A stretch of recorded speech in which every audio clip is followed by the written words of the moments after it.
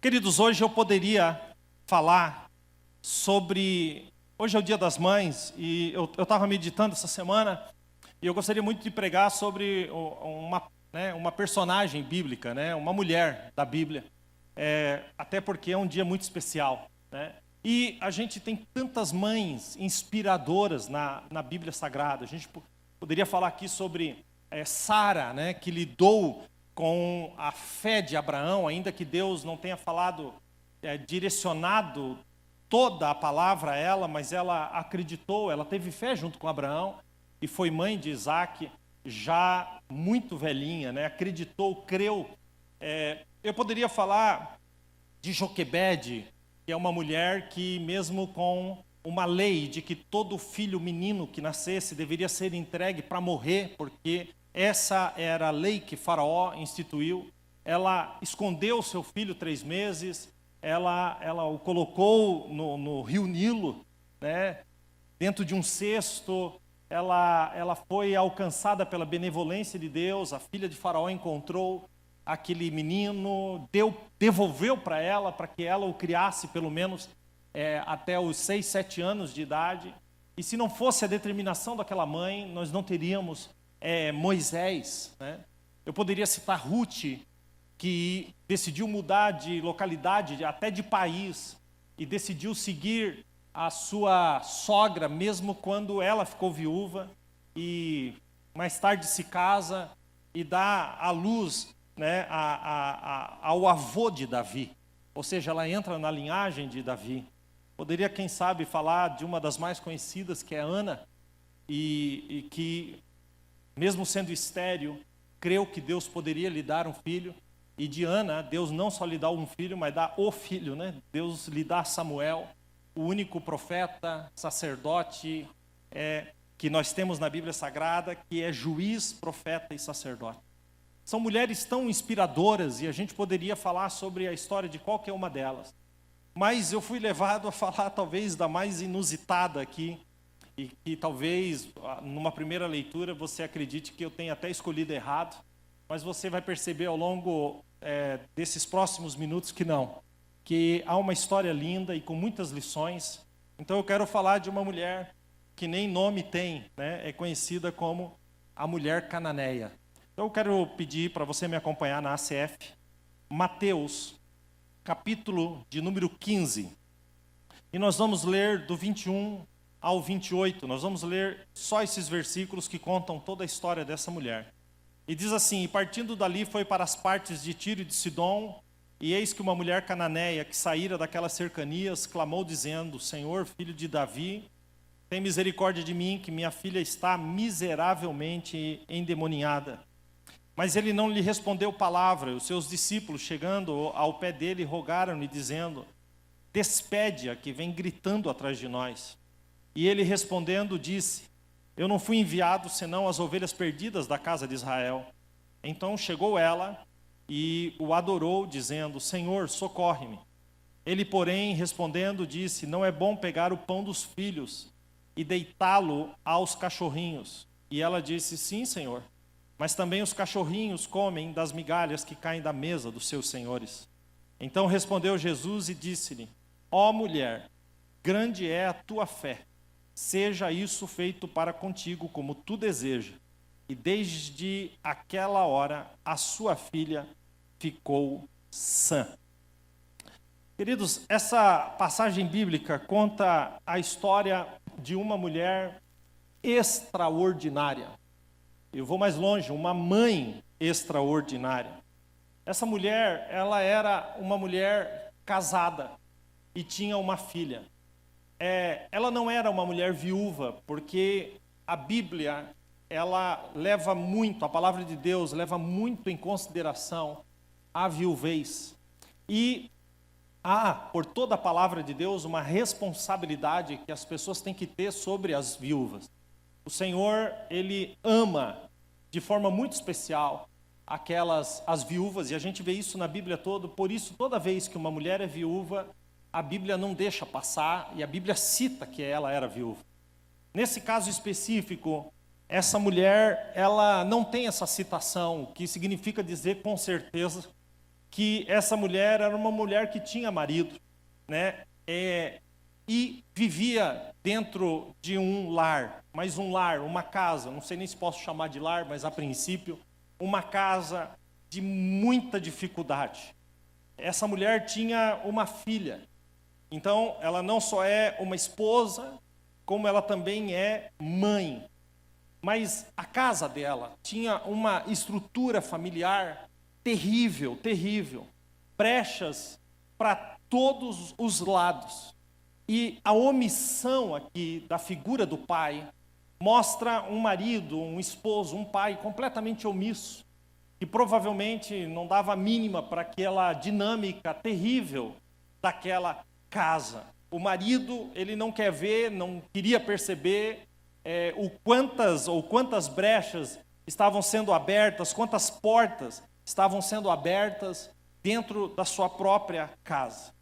Em algum momento, a filha daquele casal, ela começa a ser atacada, ela começa a ser, de certa forma, ali visitada, por que não dizer assim, numa casa que tem tantas brechas, querido. O inimigo, ele tem livre acesso dentro desse lar. O diabo anda para lá e para cá. E acaba alcançando a vida daquela menina, e o diabo começa a oprimir a filha daquele casal. Mas aquilo que era uma opressão, de forma gradativa, não é confrontada.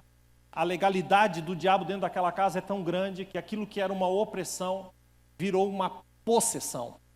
De modo que aquela menina agora, ela está cheia de demônios. Imagine o que é conviver, uma mãe ver isso na própria filha. O pai, como disse, completamente omisso, não estava nem aí para nada e deixava correr solto. A grande verdade, gente, que me impressiona os pais que acham que o diabo não está nem aí para os seus filhos.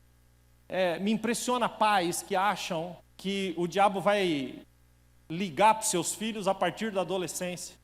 A Bíblia é muito clara, num dos casos em que Jesus expulsa um demônio, ele expulsa o demônio de um menino, de um jovem.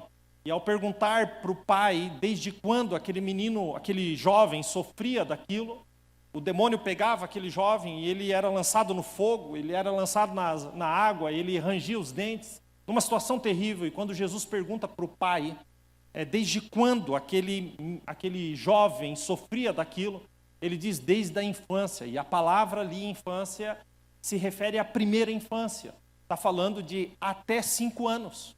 Então, aquele jovem, aquele menino não tinha nem 5 anos quando o diabo começou a atuar na vida daquele menino.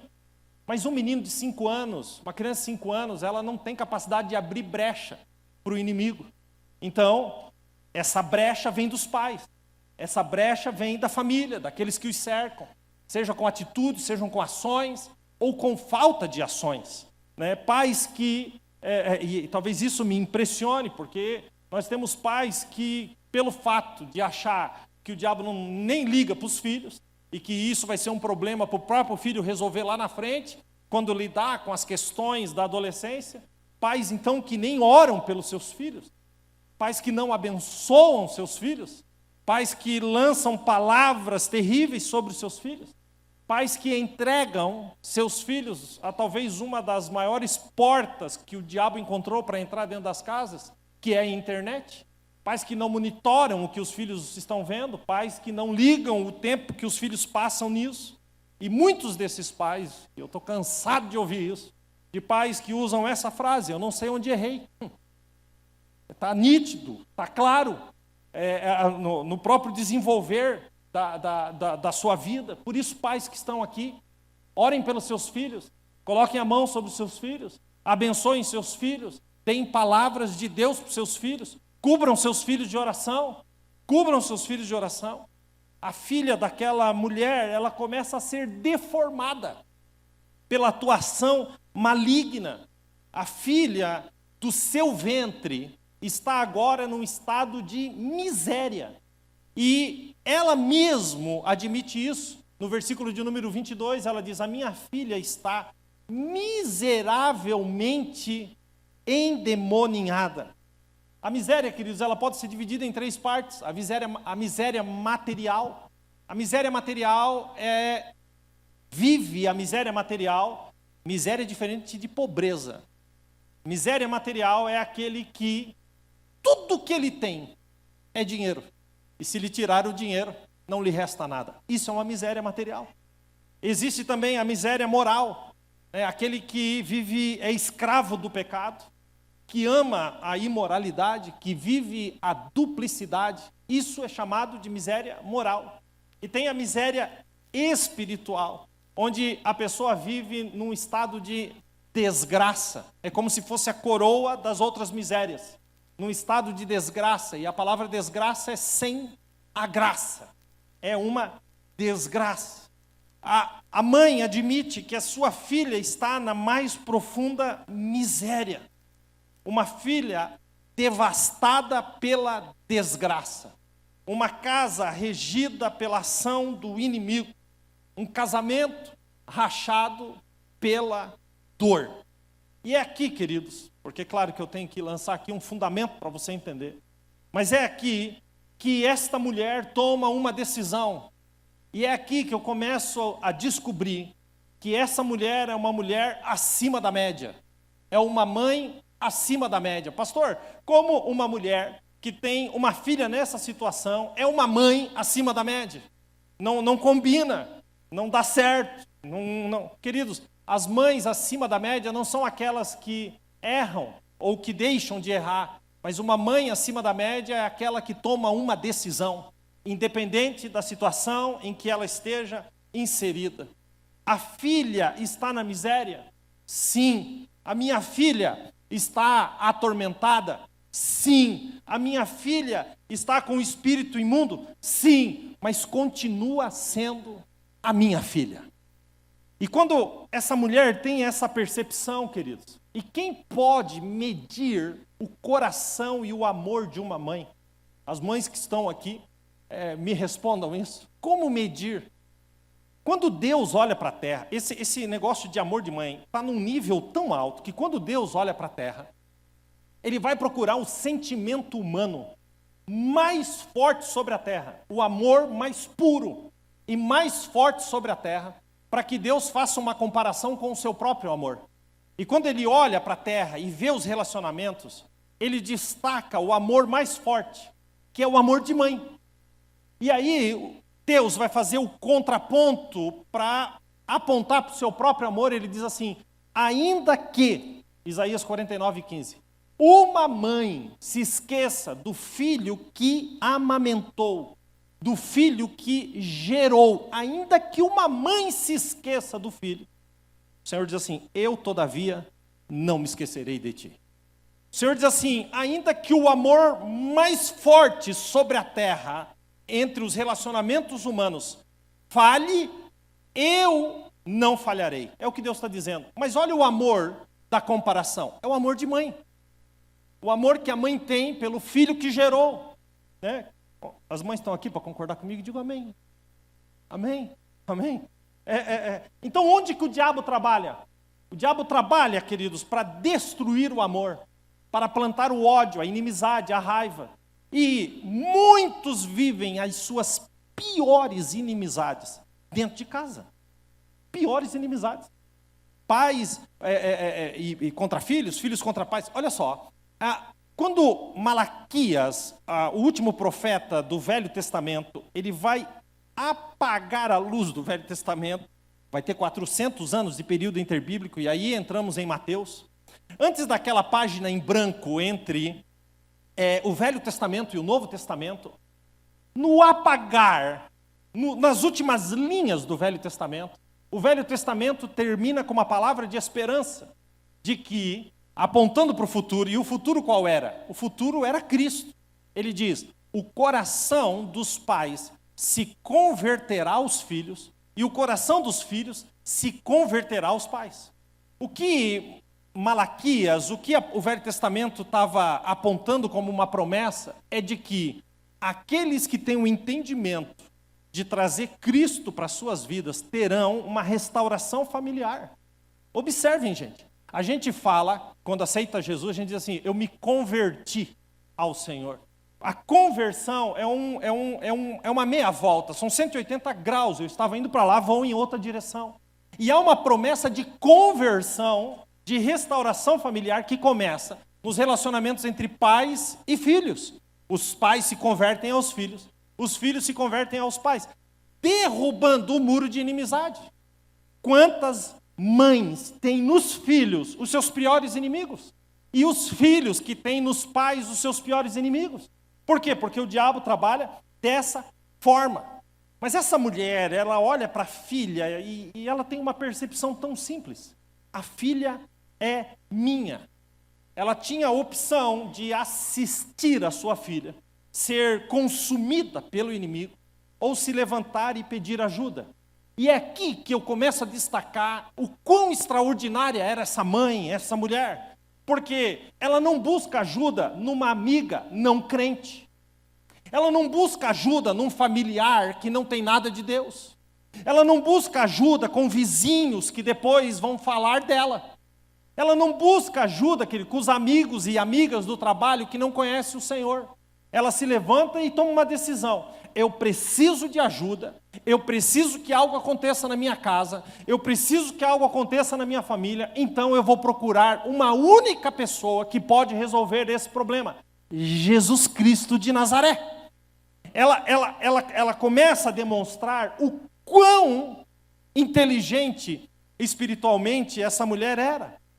E ela toma uma decisão, mas essa decisão não é assim do jeito que vocês estão achando. Vou lá e falo com Jesus. Não, tinha obstáculos. O primeiro obstáculo, ela era uma mulher. E só para vocês terem uma ideia do que significava ser uma mulher, nessa época, uma mulher, sob nenhuma hipótese, poderia abordar um homem na rua. Uma mulher, sob nenhuma hipótese, poderia conversar com um homem em público. Uma mulher, queridos, não tinha valor nenhum na sociedade. E Jesus, ao longo do Evangelho e depois nas cartas, no Novo Testamento, você vê como Jesus resgata o lugar da mulher. O Senhor Jesus, ele veio para, além de nos salvar, ele resgatou a identidade da mulher. Ele colocou a mulher no seu lugar, no lugar de honra, no lugar onde ela precisa ser amada e cuidada. Mas até então era assim, só para você ter uma ideia. Uma das orações dos judeus era a seguinte oração: Senhor, eu te agradeço e te louvo por não ter nascido mulher. Essa era uma oração dos caras. Então essa mulher jamais poderia abordar um homem.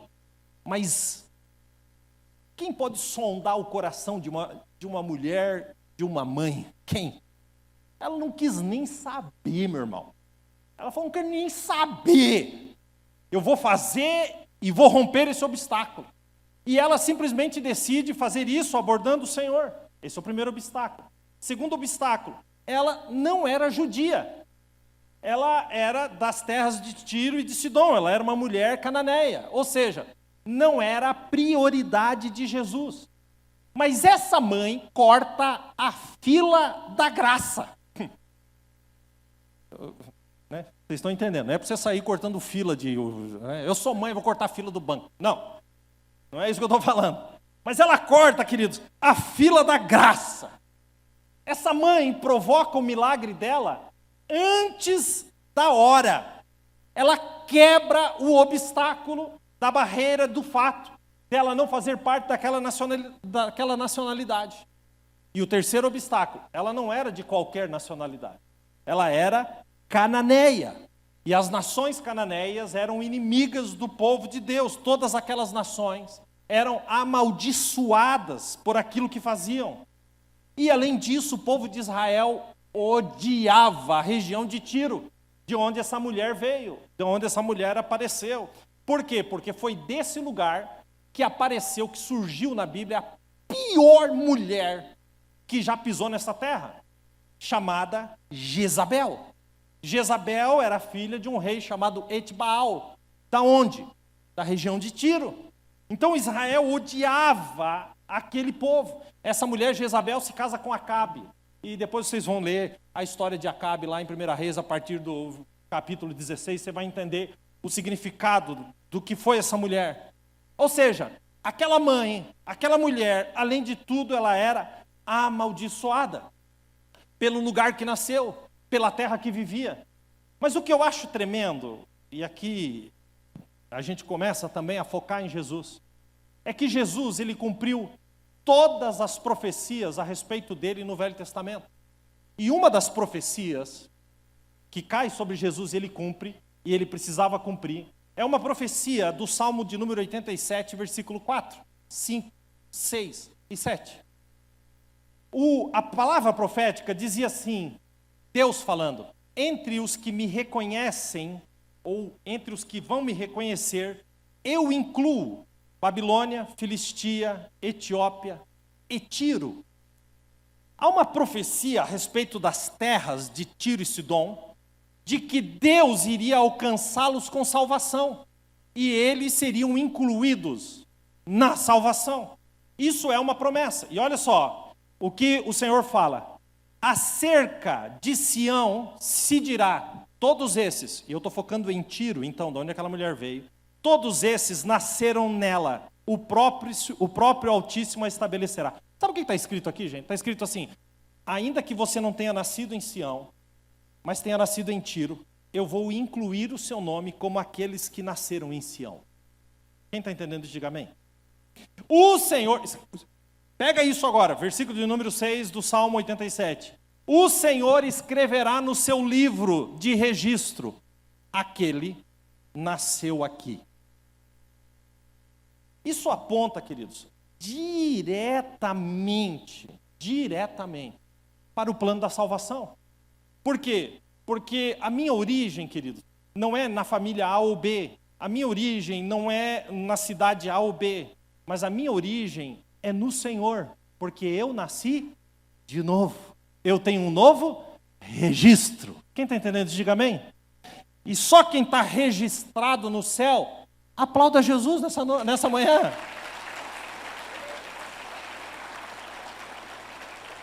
Aí sabe qual que é a resposta do povo ao ouvir essa palavra profética no versículo 7?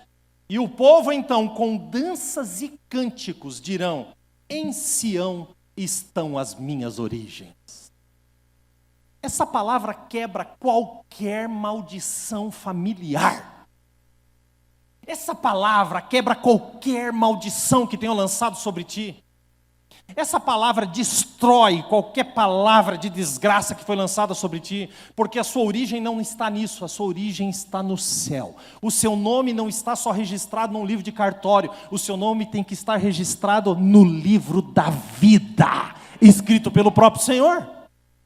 E ela sabia disso, então ela decide ser transformada, ou transformar a maldição em bênção. Ela não quer nem saber se ela é cananeia. Então vamos lá, ela não quis nem saber se mulher podia ou não conversar com homem. Ela simplesmente se levanta e vai. Ela não queria nem saber se ela era judia ou não. Ela vai atrás de Jesus. Ela não queria nem saber, queridos, se ela nasceu, onde que ela nasceu. Ela queria ter um encontro com Jesus. Porque uma mulher, uma pessoa determinada por Deus, não tenho dúvida disso, ela quebra todos os obstáculos. Quem entendeu, diga amém. Então levante a sua mão assim junto comigo, aponte para o céu, aponta para alguém que está perto e diz, quebre os obstáculos. Amém? E já solta um em nome de Jesus, quebra.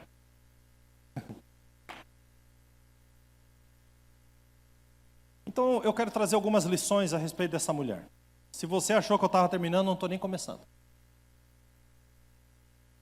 Queridos, há algumas lições a respeito dessa mulher. Preste bem atenção, porque talvez os homens que estão aqui, ou aquelas que ainda não são mães, estão aqui e estão dizendo, essa palavra não é para mim, essa palavra é para as mamães. Não, querido, essa palavra é espada afiada de 2 gumes, ok? Corta dos 2 lados. A primeira coisa que eu aprendo com essa mulher é que em meio à crise, a gente precisa descobrir onde Jesus está. Onde Jesus está. Essa palavra que nós estamos pregando aqui, que eu li em Mateus, ela é a mesma história é contada também no livro de Marcos, no capítulo 7. É contado em Mateus e em Marcos. Então a gente pode pegar a mesma história e transpor para que a gente tenha mais algumas informações. No livro de Marcos começa assim, e levantando-se dali, foi para os termos de Tiro e Sidom. Jesus foi para esse lugar. Olha a informação. E entrando numa casa, não queria que ninguém soubesse. Ele entra lá e não queria que ninguém soubesse. Mas, olha o que o texto diz. Não pôde esconder-se, porque uma mulher, o texto fala assim, porque uma mulher, eu amo, não pôde se esconder porque uma mulher, não pôde se esconder porque uma mulher. Resultado, gente. Jesus entra dentro de uma casa e a mulher descobre onde ele está. E vai atrás dele. Ela descobriu onde Jesus estava, mesmo em meio à crise. O interessante é que quando nós entramos numa crise, normalmente, a gente procura, sim, o inimigo. A gente procura o cara que fez isso para mim. A gente procura a mulher que fez isso para mim. A gente quer achar o culpado para arrancar a cabeça dele. Normalmente, na crise, nós procuramos esses inimigos para identificá-los. Quando, na verdade, gente, a nossa preocupação em meio a uma crise deveria ser onde Jesus está. E é impressionante que quando entramos em crise, nós procuramos ajuda em todo lugar, mas não paramos para pensar onde Jesus está. Há uma palavra, sabe? Pare de andar sem saber onde você vai. Pare de procurar a solução onde você sabe que não tem solução. Pare de viver de remédios paliativos, quando, na verdade, você não está tratando o verdadeiro problema. E eu estou falando isso da alma, do espírito. É saber onde Jesus está. Eu acho lindo, porque ela levanta e a filha está cheia de demônios dentro de casa. Imagina o que é isso, gente. E ela levanta e sai dali para procurar Jesus. Ela se levanta para tomar uma atitude. O que eu quero dizer é que essa mulher nos ensina algo que está na Bíblia toda e é muito especial. Quando você estiver em crise, quando você não souber o que fazer, coloque os teus olhos no Senhor e descubra, olhe, procure, onde tu estás, Senhor, nisso tudo. Fale com Ele. Essa mulher toma essa decisão, 2 Crônicas, capítulo 20, versículo 12. Josafá, ao saber que ia ser devastado da terra por 3 reis, com um exército de 1,5 milhão de homens, ele tinha 100 mil, ele sabia que não tinha a menor chance, ele faz uma oração, ele jejua, e ele vai procurar Deus, e no final da sua oração, lá no versículo 12 de 2 Crônicas 20, ele diz assim, Senhor, nós não sabemos o que fazer, mas os nossos olhos estão colocados em Ti. Meu irmão, eu não sei o que fazer, mas se eu souber onde Deus está, é Deus que sabe o que fazer. É Deus. Ela nos ensina isso. E Paulo, ao orar a respeito da igreja e a respeito dos irmãos, ele menciona em Efésios 1,18 algo muito lindo. Ele diz assim, eu oro para que todos vocês tenham os olhos do coração aberto, para que vocês conheçam a esperança daquele que vos chamou. Olhos abertos, queridos, é descobrir onde o Senhor está. Essa mulher, ela começou a procurar e olha só, essa mulher achou a casa que Jesus estava. Ela achou o lugar onde Jesus estava. Então, a primeira coisa, quando você viver qualquer crise, lembre-se e procure onde Jesus está. A grande verdade é que a gente foge até dessa resposta, porque muitas vezes sabemos onde Ele está, mas não queremos ir lá. Queremos resolver aqui com as nossas próprias mãos. Ela se levantou e foi. Segunda coisa, não tenha medo de se expor por um milagre. Ela quebrou todos os protocolos. Tem gente que tem uma dificuldade tão grande, às vezes até de levantar a mão. Se eu levantar a mão aqui, não sei, alguém pode me olhar e eu vou ficar com vergonha. Queridos, ela não teve medo de se expor. Ela quebrou e ela começou a clamar, dizendo, Filho de Davi, tem misericórdia de mim. Eu preciso dizer uma coisa, se eu quero um milagre, o que menos importa é a pose. Desde que eu alcance o milagre. Ela sabia que ela tinha tudo para enfrentar e ela simplesmente não teve medo de se expor. E ela grita e ela diz, Senhor, filho de Davi. Isso não é uma frase normal. Quando ela diz Senhor, se depois você ler a palavra de Deus, lá no versículo de número 22, você vai ver que o Senhor está com letra maiúscula. Ela não está dizendo, ô Senhor, me dá 3 pães aí numa padaria. Não, não, querido. Senhor com letra maiúscula. Ela está chamando ele de filho de Deus. E quando ela diz Senhor, filho de Davi, ela está reconhecendo, porque a expressão filho de Davi só servia para o Messias. Quando ela diz filho de Davi, ela está dizendo, eu sei que tu é o Messias, porque o Messias viria da descendência de Davi. Quem lembra daquele versículo que nós lemos no Natal, sempre lemos, né? Isaías capítulo 9, versículo de número 6, diz assim, porque um menino nos nasceu, quem lembra? Um filho se nos deu e o governo, escute, o governo está sobre os seus ombros, e esse menino que vai crescer e vai viver entre nós, vai morrer, vai ressuscitar, ele será chamado maravilhoso, conselheiro, Deus forte, Pai da eternidade e príncipe da paz. O que está escrito no versículo seguinte? Alguma vez você leu? Então eu vou ler para você. Ele estenderá o domínio e haverá paz por toda a eternidade sobre o trono de Davi. O seu próprio reino será estabelecido e mantido com justiça e retidão desde agora e para sempre. Ou seja, o filho de Davi é uma expressão para o Messias, que tem o trono eterno. Agora, olha a inteligência dessa mulher.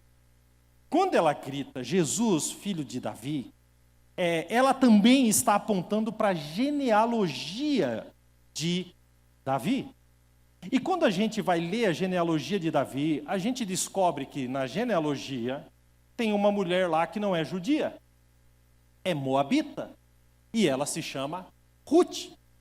E essa mulher Ruth, ela, ao ficar viúva, ela decide acompanhar a sua sogra, Noemi, de volta a Israel, e em Israel ela conhece um homem e se casa com esse homem. Ela é remida por esse homem, e esse homem se chama Boaz. Boaz, sim, um judeu, mas Ruth não. Ruth se casa com Boaz, quem entendeu, diga amém. Nasce um filho, qual é o nome do filho? Obed. De Obed vem Jessé, e de Jessé vem Davi. Quando essa mulher diz, Jesus, filho de Davi, ela está dizendo assim, primeiro, eu sei que tu é Messias, que tu é o Messias, mas eu também sei que na tua genealogia tem uma mulher que não é judia. Ela é moabita, eu sou cananeia, e se ela está na tua genealogia de trás para frente, eu posso entrar na tua história a partir de agora. Vocês estão entendendo isso? Digo amém? É uma mulher que tinha conhecimento. Ela está dizendo, tem uma mulher lá atrás que não devia estar lá e está. Eu também não devia estar aqui, mas estou. Então, se ela foi alcançada e remida, por que eu não posso ser? Ela reivindica tudo isso que eu estou falando, só chamando ele de Senhor, filho de Davi. Tudo isso numa frase. Quem está entendendo? A inteligência dessa mulher. Ela descobre algo que muito pouca gente já descobriu, que é o poder da intercessão. Ela estava orando por ela, gente, ou pedindo algo para ela? Não. Ela estava pedindo pela sua filha. Isso é intercessão. Me colocar entre um e outro. Ela estava ali. E eu vou dizer uma coisa para vocês. Existem pessoas normais e existem pais. Se você é pai ou mãe, a sua oração é diferente. Tem um peso diferente. Porque isso é uma autoridade que Deus deu para você. Quem está entendendo, amém? Eu posso orar pelo seu filho a vida toda. Mas é diferente se um pai e uma mãe ora pelo próprio filho. Coloca a mão sobre o filho. Estende a mão sobre o filho. Amém? Gente, em nome de Jesus, você que é pai e mãe aqui, faça esse compromisso aqui agora. Não vai conversar depois, não. Aqui agora, diga, Senhor, diante de Ti, eu firmo um compromisso de orar pelos meus filhos. Abençoar os meus filhos. Estender a mão sobre os meus filhos. Quem tem pai e mãe de joelho, olha, tem que agradecer. Tem que agradecer. Pastor, eu não tenho mãe, não tenho pai. Então Deus levanta pais e mães espirituais para orar por você. Porque o Senhor é assim, ainda que a mãe se esqueça de ti, não se esqueça disso. Ele diz, eu não me esquecerei de ti. Interceder pelo outro é como se você estivesse pedindo por você. Paulo, em Gálatas capítulo 4 e 19, onde vai a intercessão dele? Ele diz assim, filhinhos, por quem de novo sinto as dores de parto, até que Cristo seja gerado em vós. Isso é intercessão no volume máximo. Alguém que se coloca. E Deus levanta intercessores. Por isso, querido, quando alguém chegar perto de você e dizer assim, eu orei por você. Quando alguém chegar perto de você e dizer assim, essa noite eu orei por você, leve isso a sério. Porque isso é poderoso. E valorize as pessoas que oram por você. Enquanto tem gente orando por você, sepulturas são fechadas, laços são desfeitos, livramentos são dados, o mundo espiritual se move pelo poder da oração. O mundo espiritual se move. Então, essa mulher, ela aprendeu a intercessão. Quer ouvir um negócio agora que você não gostaria de ouvir de jeito nenhum? Essa mulher nos ensina a aprender, a descansar no silêncio de Deus. Ninguém gosta de ouvir isso. Mas observe o versículo 23, diz assim, e Jesus não lhe respondeu palavra. Não lhe respondeu, ficou em silêncio. O silêncio de Deus, gente, também é resposta. Quando Deus se cala, grave isso em nome de Jesus. Quando Deus se cala, o inimigo não conhece o caminho do seu milagre. Deus está preparando um caminho para o seu milagre em silêncio. Ele pode não ter te falado, mas fique sabendo que o diabo também não fica sabendo. Quando acontece, acontece. Por isso, aprenda a descansar no silêncio. Deus, queridos, não precisa falar contigo a mesma coisa. Deus não precisa repetir aquilo que Ele já te disse. Amém? Se Deus falou, acabou, não precisa repetir de novo, não. Está falado. Ele não é homem para que minta, nem filho do homem para que se arrependa. Por que Deus estava em silêncio com ela? Porque no silêncio você aprende a confiar no Senhor. Por isso eu vou lhe falar talvez um absurdo aqui. Confie até no silêncio de Deus. Ele pode estar em silêncio, mas não está parado. Ele está em silêncio, mas está fazendo. E o seu milagre vai chegar. Diga para alguém mesmo no silêncio, seu milagre vai chegar. Vai chegar. Quem entendeu isso? Está preparado para ouvir o próximo? O próximo tem muita gente que precisa ouvir. Aprenda a não confundir a opinião das pessoas com a resposta de Deus. Olha o que os discípulos falaram para Jesus, viu? Despede essa mulher. Está enchendo as paciências.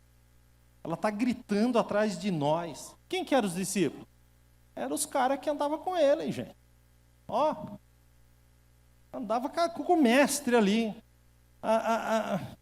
O que eles mandaram, o que eles sugeriram para a mulher? Despede essa mulher que vem gritando atrás de nós. Era a resposta de Deus para ela? Não. Ah, pastor, mas é assim, é uma bênção.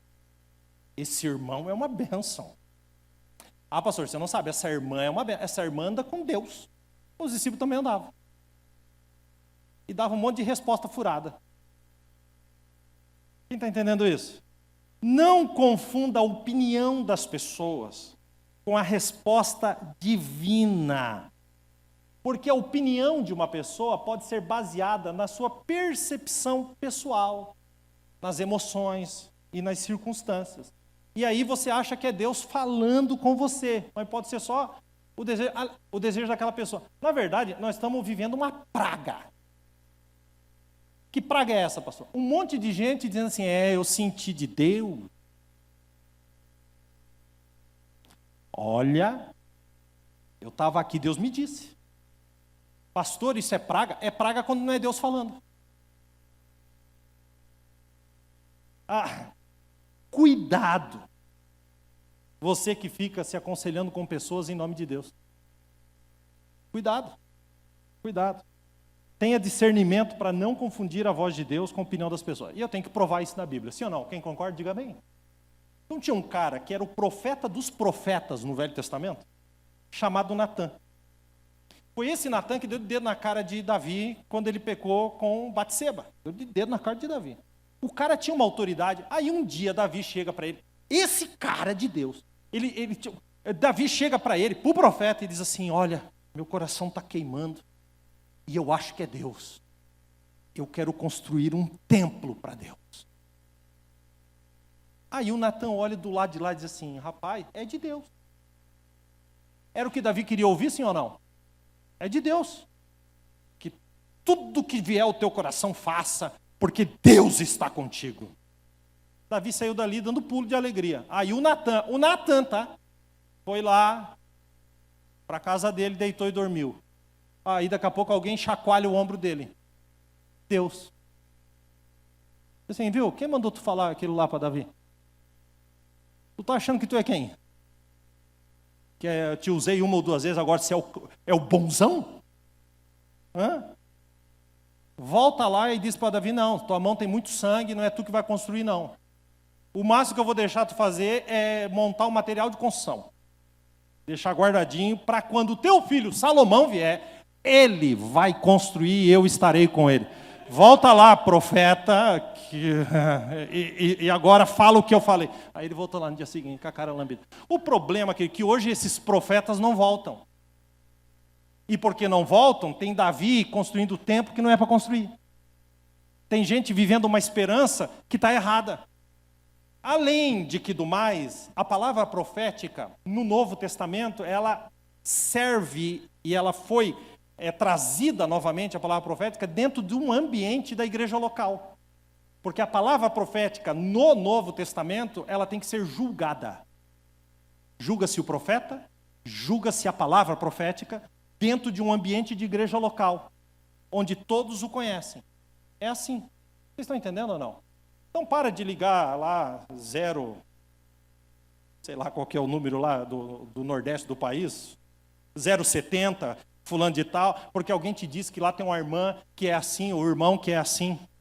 Além de que do mais, queridos, Deus, eu vou falar para vocês, fala comigo todos os dias, Deus fala comigo, todos os dias. Nossa, pastor, você é o cara, hein? Você é assim com Jesus, hein? Não, querido, todo dia é abrir a Bíblia e Deus está falando. Deus não fala com você só quando usa uma pessoa. A palavra está aqui, a profecia está completa. Está aqui. Quem entendeu, diga amém. Os caras falam: não, para de gritar, vai embora. Ó, o mestre já encheu as paciências. Mas não era a voz de Deus. Não era o Senhor falando. Quem entendeu isso, diga amém. Busque discernir as prioridades de Deus. Qual era a prioridade do Senhor? Ele veio para os que eram seus, o povo de Israel. E aí o Senhor dá uma resposta para ela. Olha a resposta de Jesus, que branda, bonita e aconchegante. Não é bom eu pegar o pão dos filhos, o povo de Israel, eu vim para eles, e jogá-lo aos cachorrinhos. Ele chamou ela do quê? Talvez se fosse eu ia falar assim: hã? Eu já estou lascado lá em casa. Minha filha está daquele jeito. Aí eu venho aqui, esse cara manda essa para mim. Ah, quer saber de uma coisa? Não aguento, vou embora. Porque ele me falou o que eu não queria ouvir. Mas essa mulher, queridos, ela é uma mulher tão incrível, que ela olha para ele e diz assim: sim, é verdade. Mas, deixa eu só colocar essa frase do jeito certo. Sim, Senhor. Ela chama ele de Senhor, apesar da resposta. Mas também os cachorrinhos comem das migalhas que caem da mesa do seu Senhor. Ela está dizendo assim: eu não preciso tocar na prioridade, mas uma migalha, se vier da tua mão, transforma a minha vida e a minha casa. Olha a inteligência dessa mulher. Às vezes, para te dar uma vitória, Deus te faz experimentar uma derrota. Você sabia disso? As grandes vitórias vêm logo depois de uma derrota. O problema é que muitos de nós desistimos na derrota. Na derrota que vivemos. Às vezes, para conquistar, Deus te manda recuar. Às vezes, para edificar, Deus te manda destruir. Para depois edificar. O Senhor, Ele é assim. Deus desmancha primeiro, para depois recomeçar. Então, deixa eu lhe falar uma coisa. Para de murmurar. Para de reclamar. Não perca, olha, grava essa frase. Não perca o seu milagre reclamando. Porque o Senhor sempre chega primeiro. Deus está falando com você nessa manhã. Você caminha na terra, mas Ele caminha sobre as nuvens. Existe um milagre sendo produzido. Você pode não ver, mas Deus está trabalhando. E o solo onde você pisa seco hoje, Deus vai fazer florescer. Embaixo da terra que você não vê, existe uma raiz crescendo por algo lindo que vai brotar. Finalmente, eu aprendo a adoração com essa mulher. Às vezes é preciso parar de clamar para adorar. Observe o versículo 22. Clamou dizendo, Senhor, filho de Davi, tem misericórdia de mim, que minha filha está miseravelmente endemoniada. Versículo 25. Então chegou ela e o adorou, dizendo, Senhor, socorre-me. Eu vou ler esse versículo de novo. Então chegou ela e o adorou, dizendo, Senhor, socorre-me. Vou repetir de novo, que aqui está a chave para a sua vida. Ela chegou, ela adorou, ela pediu. Chegou, adorou, pediu. Vamos lá?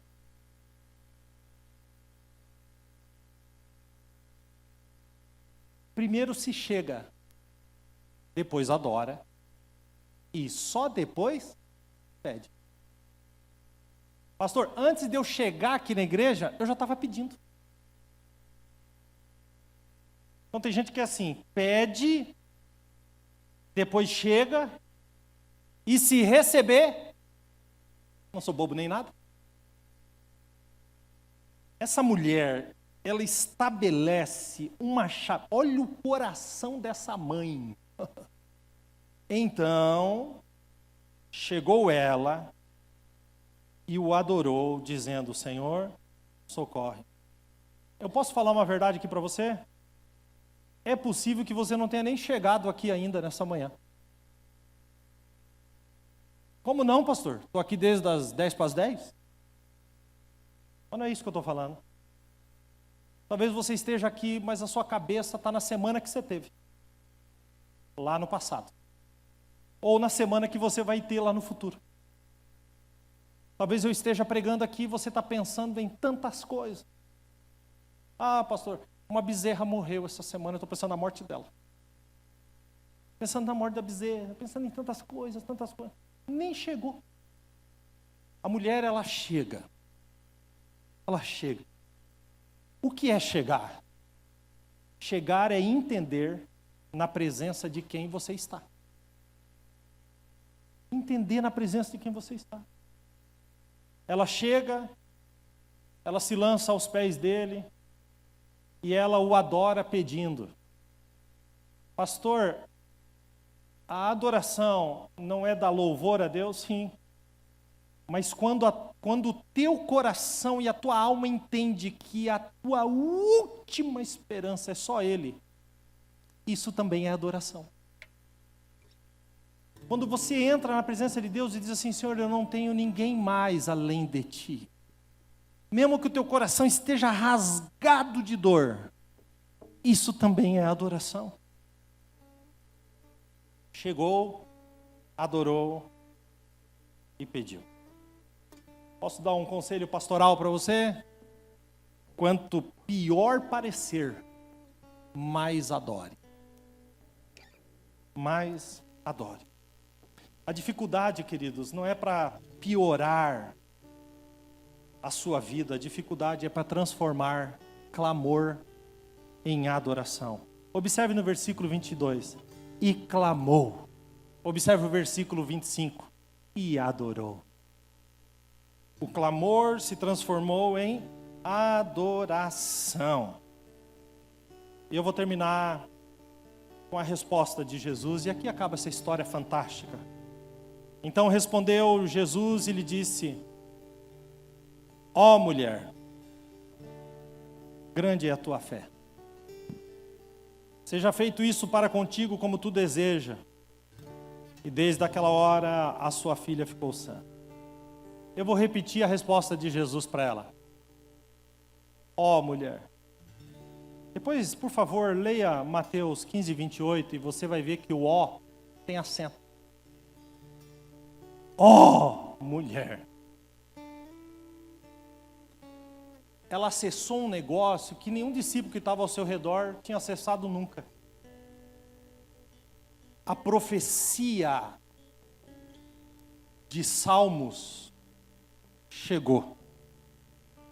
Eles serão chamados de Sião e estarão registrados no meu livro. Chegou. A profecia desceu na terra. O Senhor disse, ó. O ó não é só pela mulher. O ó é porque nenhuma palavra profética de Deus cai por terra, todas se cumprem. Você sabia que você tem muito mais a ver com essa mulher do que você pensa? Você sabia que o povo de Israel são chamados de judeus. Todas as outras nações são chamadas de gentios. O que significa dizer que você é um gentil. Não com L no final, tá? Com o, gentil. Porque não faz parte de Israel. O evangelho chegou aos gentios por essa mulher. Começou com ela. Com essa mulher. Uma fé de uma mãe resolveu, transformou sua casa em um lar e alcançou todos nós a partir daí.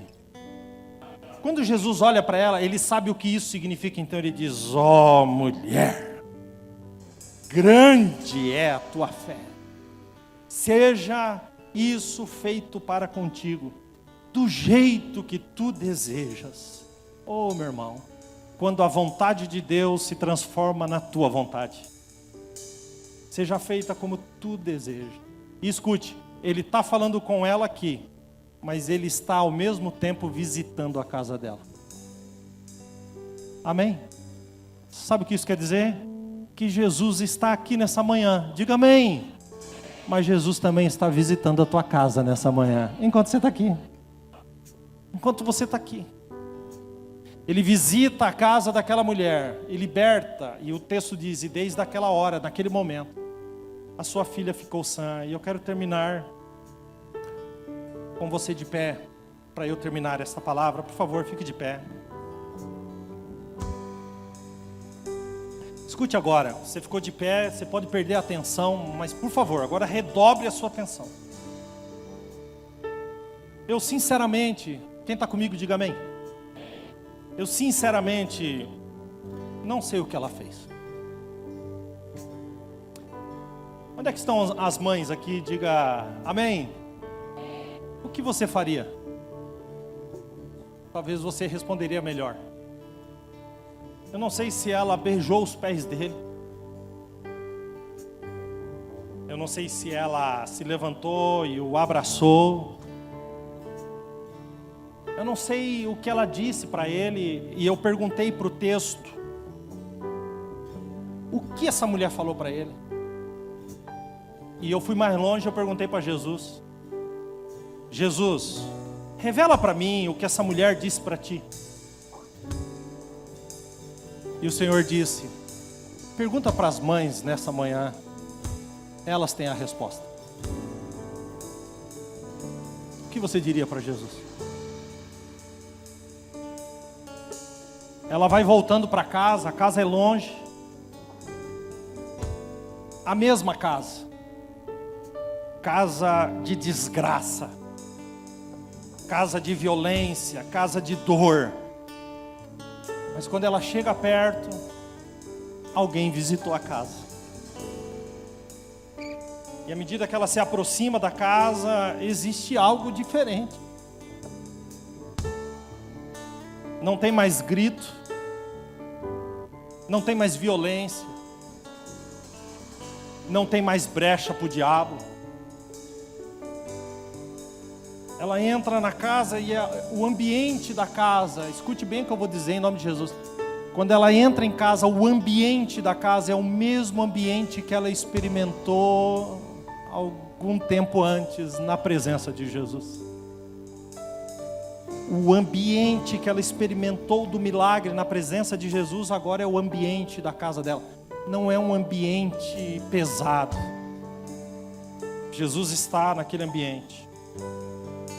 E ela se perde porque a filha, com certeza, vivia correndo de um lado para o outro, com violência, agitada. A Bíblia diz que ela era possuída por um espírito imundo. Marcos registra dessa forma. Um espírito imundo. Mas quando ele chega, ele não vê ela. A mãe não vê a filha. E ela começa a procurar a filha. Acredito que nos lugares onde a filha ficava, ela caminha. Aquela filha era uma filha miserável. E ela achou a filha. E a palavra achou está no texto. Diz assim em Marcos 7,30. E quando ela chegou na sua casa, achou a filha. Observe que não tem mais adjetivo. Miseravelmente endemoniada. Não. Agora é só filha de novo. É só filha. Achou a filha deitada sobre a cama. E o versículo diz assim: porque o demônio já tinha saído.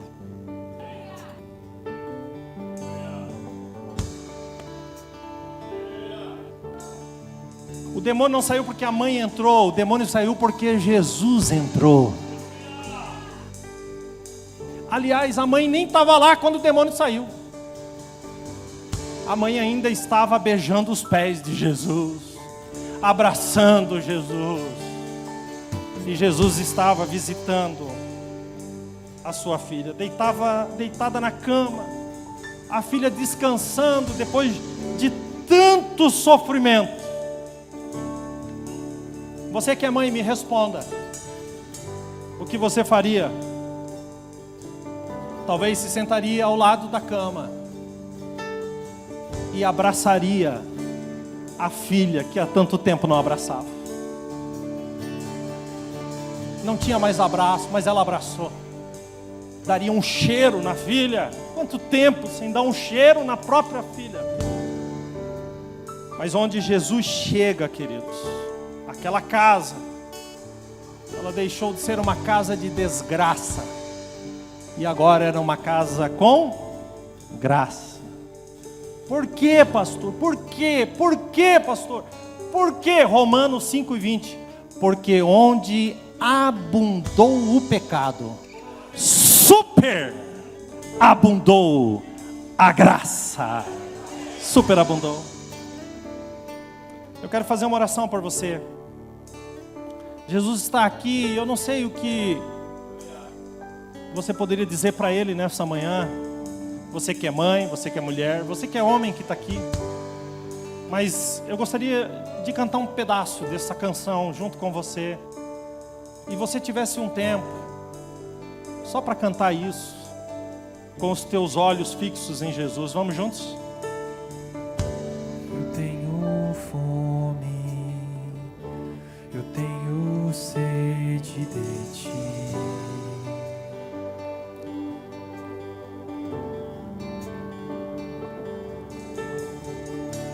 E de aprender de ti, que é manso e humilde.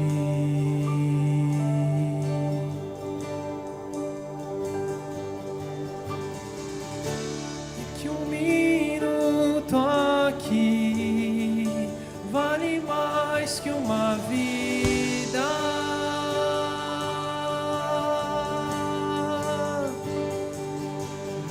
és tudo que eu quero ser, tudo que eu quero ter. Tu és tudo que eu quero ser, tudo que eu quero ter. Tu és tudo que eu quero ser, tudo que eu quero ter. Tu és tudo que eu quero ter, tudo que eu quero. Como um selo em meu coração, tu és meu tesouro.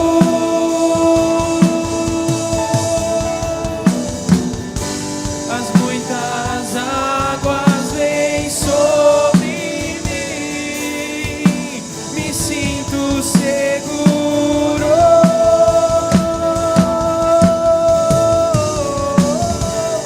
Como um selo em meu coração, tu és meu tesouro.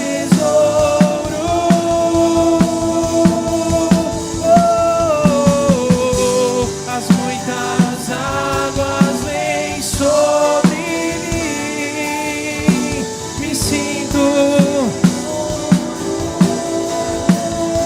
Pra onde eu vou sem você?